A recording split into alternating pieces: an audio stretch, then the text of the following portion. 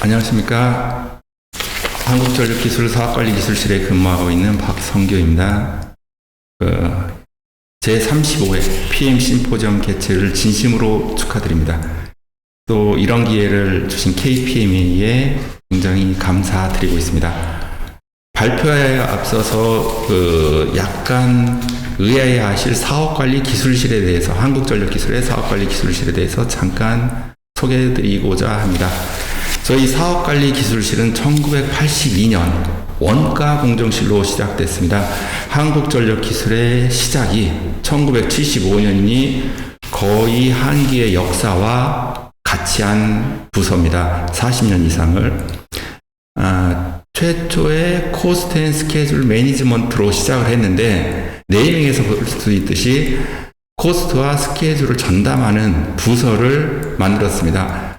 프로젝트 코스트 앤 스케줄 매니지먼트가 한시적인 업역인데 반해 한기는 그 당시부터 고정 조직화해서 기술실 우수한 인력들을 데려다가 원가 공정실로 만들어서 고정 조직화하고 전문화 시켰습니다. 그리고 40년 이상 공정, 공사비, 경제성 평가의 전문가들을 양성 배출했습니다. 그리고 그 공정관리 기술이 고도화된 이후에 사업관리기술실로 이름을 바꾸고, 현재는 공정기술, PMCM, 코스트평가, 에너지 신사업 등 사업관리 전반의 업무로 사업 업역을 확장해서 현재 약 80여 명이 근무하고 있습니다. 적은 숫자는 아닙니다. 어디를 가더라도 코스트와 스케줄을 고정 조직화해서 하는 인력이 80명 정도라면 상당히 많은 인력입니다. 자, 이제부터 발표를 시작하겠습니다. 오늘 발표하는 것은 제주 한림 해상풍력 건설에서부터 현재까지 건설 사업관리 업역에 대해서 말씀드리고자 합니다. 제주 해상풍력은 100MW급 풍력발전단지로 현재까지 건설된 발전단지로는 최대 규모입니다.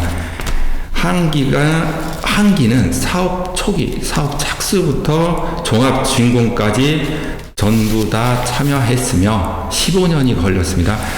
EPC가 되고 건설 단계는 실은 34개월, 거의 3년 정도였는데 나머지 12년은 사업 개발하고 착수시키는 데 걸렸습니다.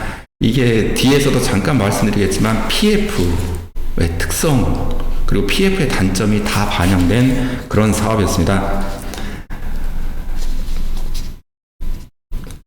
해상풍력 발전은 건설 난이도나 복잡성은 다른 여타 플란트 사업에 비해 적습니다. 다만 기후가 극한이고, 또 이게 PF로 추진을 하다 보니 인허가, 사업개발 민원, SPC 설립 등 많은 이해관계자가 있어서 실제로 사업 개발에만 10년 이상이 걸렸습니다. 그래서 아직도 제가 명쾌하게 정답을, 모범 답안을 제시하지는 못하지만 우리들이 겪었던 10년 이상 사업 관리에 대해서 좀 더 자세하게 설명드리고, 발표 후에 이거에 대한 고민을 여러분들하고 같이 해보고 싶어서 발표 주제를 잡았습니다. 컨텐츠는 사업 설명, 전반적인 사업에 대해서 설명을 드리고, 오늘 발표의 주가 될 EPC 계약전 수행 업무, 그리고 EPC 수행 업무인데, EPC 수행 업무는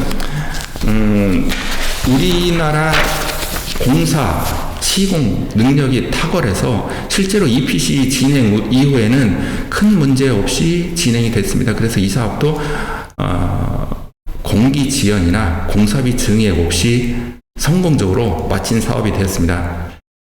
따라서 오늘 발표는 EPC 계약 전 수행 업무에 대해서 주로 말씀을 드릴 것 같습니다.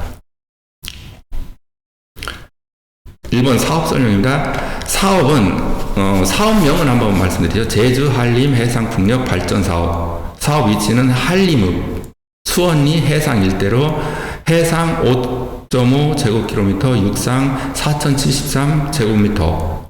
사업주는 제주 한림 해상풍력. 한전이 29%, 중부가 23%, 한기 5%, 현대 10%, 바람, 제조 현재 업체입니다. 바람, 그리고 FI 32 해서 총 출자 비율은 15% 정도가 됩니다. 사업기간, 공사기간은 보시는 바와 같이 34개월, 운영기간은 20년. 이게 SPC로 설립하고 경제성 평가 PF를 하다 보니 운영기간이 상당히 좀 중요한 인자로 나왔습니다. 총 사업비는 6,300억으로, 자본, 이쿼티가 14%, 타인 자본이 86%. 주요 사업자는 EPC사는 한국전력기술, 현대건설, 한국에너지종합기술, 신대용 종합건설이 수행했습니다. O&M은 중부발전, 또 REC 계약자는 REC 계약자, O&M 계약자는 한국중부발전입니다. 밑에 보시면 공사 규모는 5.56메가 18기였습니다. 현재까지 건설돼서 운영되고 있는 풍력발전으로는 가장 큰 규모로 알고 있습니다. 두산에너빌리티에서 제작, 납품했습니다. 기초구조물, 상부구조물 18기, 풍력발전기 18기, 해적 케이블은 16km에 달하며 33kV, 육상 지중 케이블은 5km에 34kV와 한림변전소 쪽으로 15kV, 154kV로 승합, 송전하게 되어 있습니다. 스카다 시스템, CMS 시스템이 설치되었습니다. 터빈사입니다. 두산에너빌리티, 대한민국 두산에너빌리티에서 제작, 납품했습니다. 전격 출력은 5.56메가, 날개 직경이 140m, 그리고 타워가 허브 높이까지 110m. 설계 등급은 최대 풍속 70m로 극한 태풍 조건으로 설계를 했고, 전격 풍속은 17.75m/s입니다. 설계 수명은 20년, 발전기 중량이 390톤, 가장 큰 중량입니다. 들어올리는 타워 중량 375톤, 자켓 중량 620톤, 파이를 제외했을 때 국산화율은 82%입니다. 제주 한림, 요거는 두산 에너빌리티 홈페이지에서 가져온 겁니다. 제주 한림 해상 풍력이 현재 국내의 풍력 발전 단지로는 가장 큰 규모이며, 두산 에너빌리티에서 공급하는 전체 풍력 발전을 봤을 때 우리 국내 풍력 발전의 약 5%를 두산이 공급을 했고, 두산은 현재 8메가와트급의 풍력 발전기를 개발하고 있습니다.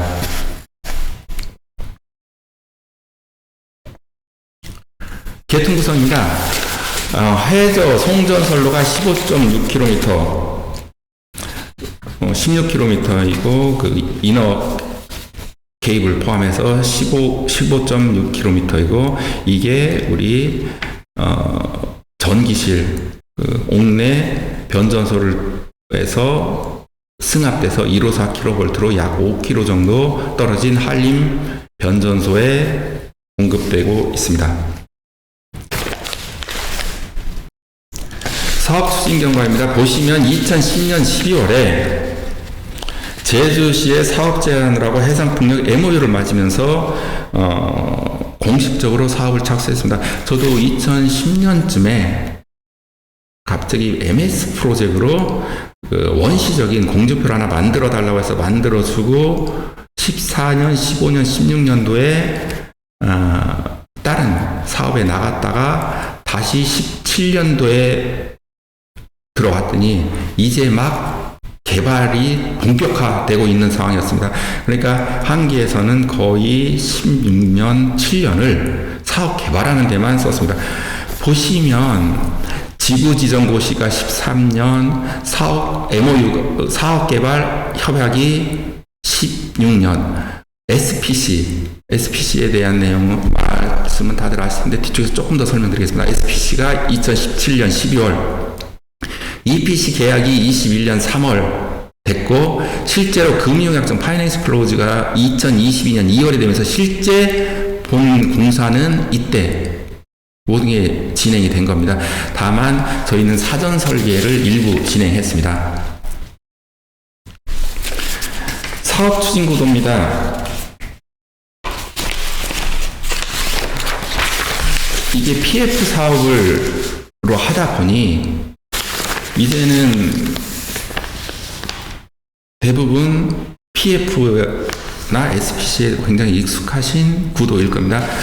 제주 한림해상풍력 SPC를 만들었고 거기에 한국전력기술, 중부발전, 한국전력, 중부발전, 한전기술, 현대건설, 바람, FI가 출자를 했고 타인 자본은 86%, KB국민은행이 금융을 일으켜서 금융기관들이 참여했습니다. 유지보수 계약은 LTSA는 역시 공급한 두산 에너빌리티가 중부발전과 공급하면서 O&M 계약을 맺었고요. REC 역시 중부발전. 그 다음번에 그 전력 거래는 전력 거래소를 통해서 하게 되고 REC는 중부발전이 테이크오프하게 되어 있습니다. 제주특별자치도 하고 업무 협약과 인허가를 맺었습니다. 타인 여기 보시면 OE는 한미글로벌 폰데라 컨소시엄, 건설관리는 한국종합기술, 도하엔지니어링, EPC에는 두산에너빌리티를 포함한 기술자문의 K2 매니지먼트, DMV, KCI, 설계지원 CA3. 들어보신 이름들이 많이 익숙한 유망한 업체들이 다 참여했습니다. 사업추진공사입니다.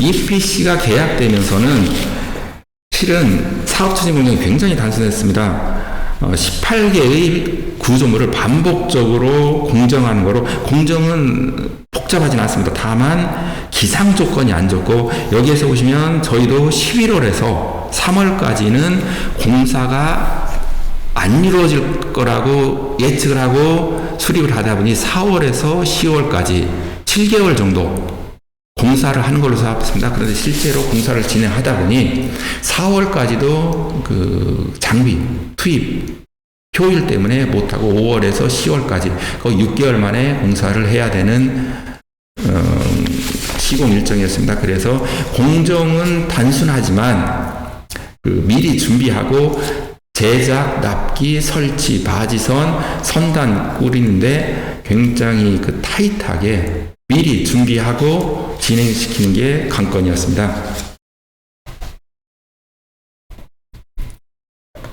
EPC 계약전 추진 업무입니다. 2010년에 아까 말씀드린 것처럼 사업 시작을 해서 여기 EPC 계약까지 지금 보시면 거의 10년을 했습니다. 사업 정보 기초자료 수집하고 특히 사업 개발 지구 지정 고시 기상탑 설치했고요. 기상탑 설치하고 운영하는 게 한 4년 걸렸습니다. 타당성 조사를 뒤에 잠깐 말씀드릴 건데 수차에 걸려서 진행시켰습니다. 그리고 나서 실제로 진행되는 SPC 설립부터는 굉장히 빠른 속도로 진행이 됐습니다.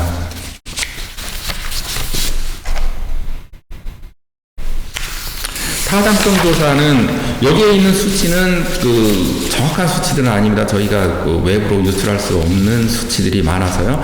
예비 타당성 같은 경우에는 KDI에서 공공기관들이 참여하다 보니까 KDI에서 예타를 진행시켰고 그 당시에는 150MW급 건설 4년에 운영 20년. 그때는 한전기술, 대림, 중부발전이 SPC를 설립하는 걸로 했고 시나리오 2에 대해서만 PI가 프로피테빌리티 인덱스가 1.0 나머지들은 경제성이 없는 걸로 나왔습니다. 물론 BC도 동일하게 낮게 나왔습니다. SPC 설립을 위해서는 70메가로 다운시키고 수행했습니다. 이때는 한전기술, 중부, 대림, 이때 딜로이트, 안진 회계법인이 드디어 시작을 했습니다. 이제부터는 뒤에 PF를 일으키게 한 듀딜리전스 같은 것들이 있어서 실제로 회계법인이 전문적으로 진행을 했고 프로젝트 IRR은 6%대, 이쿼티 IRR은 15%대, 자기자본 비율은 20%대로 수행했습니다. 마지막 금융약정을 위한 타당성 조사가 2020년 7월에 있었습니다. 역시 동일한 딜로이트 안전회계법인 6,500억에 이때 드디어 대림산업이 빠지고 현대건설이 들어오게 되고 보시면 프로젝트 IRR이 한 4%, IRR이 4.5%. 굉장히 적게 나오고 있습니다. 이거는 아시겠지만 그 신재생 사업 특성상 그렇게 좋은 결과치는 아닙니다. PF는 필연적으로 목적상 PF의 목적이 리스크를 분산하고 쉐어하기 위한 거기 때문에 특수 목적 법인을 설립하게 되어 있습니다. 여기 있는 그 설립은 정답은 없지만 다음과 같이 절차를 구분해서 보통 7에서 12개월 걸립니다. 여기 있는 승인 기관은 공공기관 특성상 신재생 발전 설비 쪽이 대부분 공공기관이 참여하는 걸 봐서 그대로 집어넣었습니다. 여기에서 중요한 거는 SPC 설립은 적어도 개발 사업 시행 승인 전에는 SPC가 설립되고 SPC 명의로 설립하는 게 여러 가지로 유리합니다. 금융 조달입니다. 우리들이 PF를 하다 보면 가장 중요한 게 금융 조달인데요. 우리도 여기에서 시간이 오래 걸린 게 금융 조달 때문에 오래 걸렸습니다. 이 당시에 우리들은 보통 1년 반, 2년이면은 금융 조달이 될 거라고 생각했는데 중간에 많은 문제가 있었고 많은 장애물이 있어서 굉장히 늦어졌습니다. 그래서 우리 생각과 다르게 오래 걸리게 되었습니다. 다시 PF로 가면은 PF 관련해 가지고 요즘은 많은 국내에도 그 자료가 많이 있습니다. 다만 예전에 제가 처음 10년 전에 PF를 공부할 때는 자료가 없어서 여기 보시면 Principles of Project Finance라는 책이 있습니다. 영국에 출장 갔다 왔는데 몇 년 전에 벌써 가격이 8만원, 9만원대였었거든요. 한번 보시면 국내에 나와 있는 여러 가지 PF에 대한 설명을 한 많은 책보다 원래 PF의 역사, 목적 등에 대해서 굉장히 간략하게 잘 설명이 되어 있습니다. 그래서 한번 보시는 것도 추천드리고 있습니다. PF하고 우리 코퍼레이트 파이낸싱하고 가장 큰 차이점은 PF는 계약에 의한 미래의 캐시플로우로 금융을 일으키는 거고 코퍼레이트 파이낸싱은 현재 과거에 했던 히스토리컬한 밸런스 시트 영업 실적으로 파이낸싱을 일으키게 되죠. 그래 조금 여담으로 말씀드리면 제가 PF 관련된 책을 꽤 많이 읽어봤는데요. PF의 시작을 미국의 석유 개발로 보는 데도 있고 우리 모든 괴랄한 건 영국에서 시작된다고 하는 17세기, 18세기에 다리를 건설하는 거에서 시작됐다는 말도 있고요. 그래서 영국의 역사를 보면 PPP, Public Private Partnership 여기서부터 시작된다고 보는 사람들도 있고요. 그래 PF가 상당히 좀 매력적이긴 금융조달 방법이긴 하지만 우리들이 실제로 발전 사업에서는 장애물이 많은 그런 구도입니다. 인허가 절차입니다. 이건 제주특별시 조례에 나와 있는 인허가 절차입니다. 그런데 국토부하고도 크게 차이는 없습니다. 해양이용협의 경관시 및 지구지정 환경영향평가 문화재 지표 조사를 수행을 했고요. 그러고 나서 SPC가 발전사업 허가를 받은 이후에 SPC 명의로 개발사업 시행 승인을 받았습니다. 그리고 발전사업이 공사계획인가 공사를 시행해서 사용전 검사 한국전기안전공사에서 수행을 했습니다. 그래서 마지막에 등록하고 신재생 사업자 발전기로 등록하고 신재생 사업자로 등록을 했습니다. 우리 같은 경우에 지금 EPC 계약 전에 터빈 기종을 먼저 선정했습니다. 이게 PF를 하다 보면 단순히 발전 설비 같은 경우에는 그냥 성능 요건하고 가격 가지고 서로 주고받고 해서 결정을 하게 되는데, 이거는 시기, 또 전력 판매 수입, REC, 모든 게 그 변수가 많고, 그 중에 가장 중요한 게 터빈이라, 터빈에 대해서 업체들로부터, 국내외 업체들로부터 1단계 기술 평가, 상업조건 평가를 시행을 했고요. 여기에서 적격자에 대해서 터빈 가격 플러스 LTSA 비용 플러스 기타 디비에이션 비용, 여기에 발전 수익, 발전량 가지고 전력 판매 단가를 곱한 발전 수익, 그 다음번에 REC 가격을 포함해서 이걸 현가화시켜서 현재 가격으로 평가를 했습니다. 여기에도 참 사연이 많았었습니다. 그 SPC 입장에서는 가장 효율 좋고 가장 성능이 좋은 발전기를 선택을 해야 되는데, 이 당시 국내 발전 사업 발전을 위해서는 또 국내 업체를 가장 선호하고 있었고요. 이런 식으로 해서 몇 차례 악유 끝에 두산 에너빌리티가 공급하는 걸로 결정이 되었습니다. 리스크, 이 당시까지만 해도 제가 이걸 처음 시작할 때가 벌써 한 7, 8년 전이니까요. 리스크, 해상, 풍력 발전에 대한 리스크가 거의 식별이 되지 않았습니다. 그래서 저희들이 사용했던 게, 참고했던 게 이 책입니다. International Guideline on the Risk Management of Offshore Wind Farm, Offshore Code of Practice. 여기에 풍력 발전 단지, 풍력 발전기, 부유식 풍력 발전기, 부유식 해상 변전소, 송전선로, 지중 송전선로에 대한 모든 리스크가 명락화되어 있었습니다.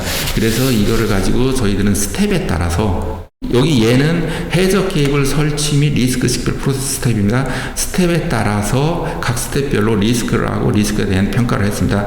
이거는 우리가 만든 건 아니고요. 유럽의 보험사들 포함해서 만든 책이니, 한 번쯤 풍력 발전을 하시는 분들은 이 책을 꼭 보시면 좋겠습니다. 자, EPC 수행 업무입니다. EPC는 제가 다시 한번 우리나라 시공 능력과 공사 관리 능력에 대해서 경의를 표한 단계입니다. 저희들이 처음에 공정계획을 수립할 때 아무것도 없는 상태에서 대규모 단지의 공정계획을 수립할 때 굉장히 고민이 많았습니다. 선단은 어떻게 구성할 것이며, 겨우 6, 7개월 일할 수 있는데 선단을 빌려올 건지 아니면 자체 제작할 건지, 거기에 대한 기상 조건을 어떻게 반영할 건지, 기상 조건에서도 극한 조건, 공사를 할 수 있는 시간 아니면 공사를 못하는 시간을 정해야 되기 때문에 굉장히 고민이 많았습니다. 그런데 시공사가, 현대건설이 들어오면서 이 모든 게 다 한 번에 풀리는 그런 계기가 됐었습니다. 기본공정표, 공정관리는 저희 발전자회사 공정관리 기법을 그대로 가감없이 받아들였습니다. 새로운 사업을 하는 데는 새로운 시스템을 가져오는 것보다는 검증된 시스템을 새롭게 적용하는 게 더 나을 것 같았습니다. 그래서 여기 보시면 선단 구성하는 거, 그 다음번에 장비 투입, 그리고 최근 자료는 없어서 2015년도부터 기상조건, 제주 지역의 기상조건을 해서 실제로 공사는 선단의 효율성을 고려해서 5월부터 10월까지 하는 걸로 공정계획을 수립했습니다. 설계공정관리입니다. 설계공정관리는 함기만큼 잘하는 데가 없어서 관리 개정에 의한 공정률을 준수했습니다. 여기에서 우리가 한 가지 좀 자랑할 만한 게, 제주 해상풍력은 저희들이 KKS를 적용했습니다. 그래서 요거는 글쎄 풍력 발전에서 국내에서는 최초이지 않을까 싶습니다. 그래서 만약에 풍력 발전의 KKS 번호 체계에 대해서 궁금하신 분은 VGB에서 발간한 RDSPP 어플리케이션 가이드라인 파트 32 윈드 파워 플랜트를 참조하시면 굉장히 유용할 것 같습니다. 구매 관리입니다. 구매는 시공을 중심으로 10단계로 수립했고, 풍력발전기 포함 구매 패키지는 14개 패키지입니다. 풍력발전기를 포함 이거에 대해서 구매 공정 계획을 수립하고 굉장히 타이트하게 관리하면서 그 일정 지연이 없도록 했습니다. 확실히 설계하던 사람들이 스펙을 쓴 사람이 평가를 하고 관리를 하니 약간은 그 이점이 있었습니다. 그러니까 제작이건 뭐가 문제가 생겼을 때 설계적으로 일부 해결이 가능했습니다. 자, WTG 제작 공정 관리입니다. 보통 지금 사업 관리를 하신 분들이 그 구매 행위는 외주를 주기 때문에 외주 제작사에서 가져오는 공정률을 그대로 반영하고 계실 겁니다. 다만 우리 같은 경우에는 이거를 좀 더 공통된 기준으로 하자 해서 도입을 했고요.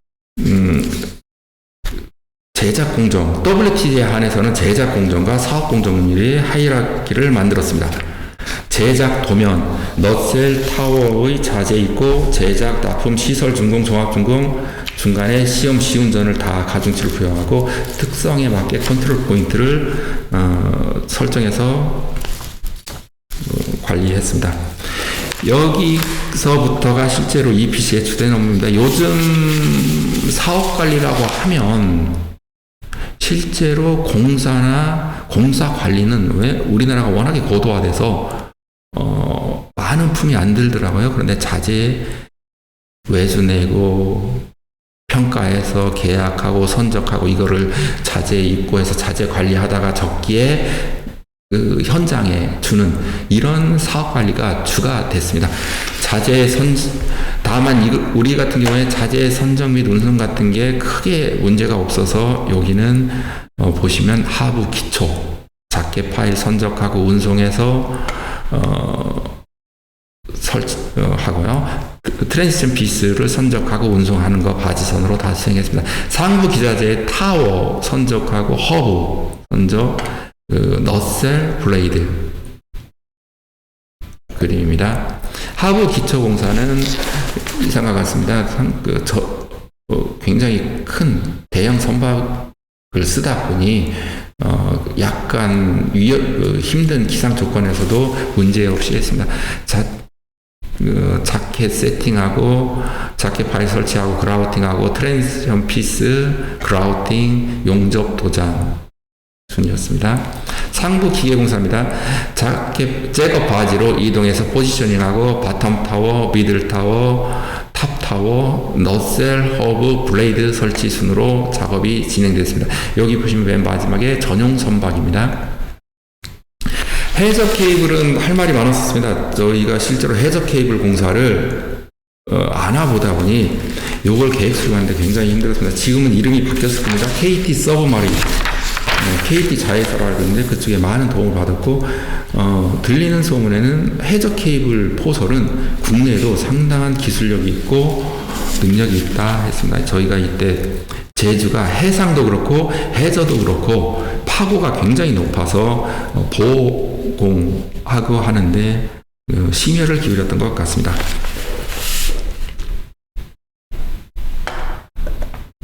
시운전입니다. 시운전은 저희들이 총 15일 한 기당 15일 절대 기간과 3개의 타워를 한 스트링으로 하는 시운전 공정을 수립했습니다. 이 3개의 스트링으로 한 거는 그 3개의 스트링들이 각각 개별적인 송전을 하게 돼서 진행을 시켰습니다. 실제로 중간중간 휴일을 빼면 한 기당 25일. 그래서 유관건사 전기회로 가압 안전장치. 여기에서 가장 문제가 됐던 거는 기상조건과 전기안전공사의 수검 계획입니다. 이래서 저희들이 굉장히 타이트하게 시운전을 수행했습니다. 다음은 전기안전공사의 사용전 검사 순서도이고 우리 시운전 공정입니다.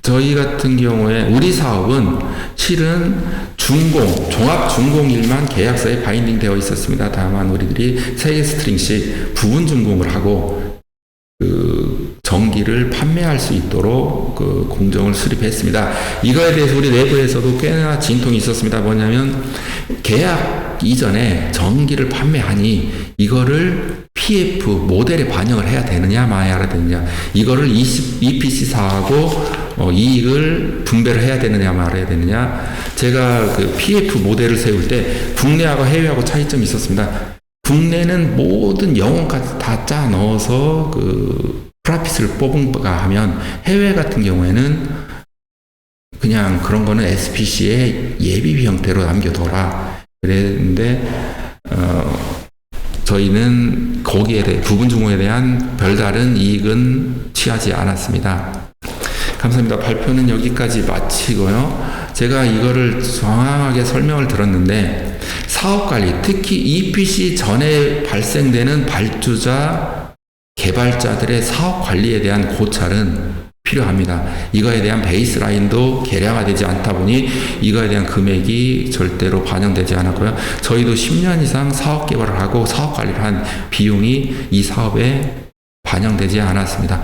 저희들이 우리들이 PA 프로젝트 매니지먼트 하는 사람들은 우리들의 노력을 좀 더 계량하고 정당한 보수를 받는데 노력을 해야 될 것 같습니다. 이상으로 발표 마치겠습니다. 감사합니다.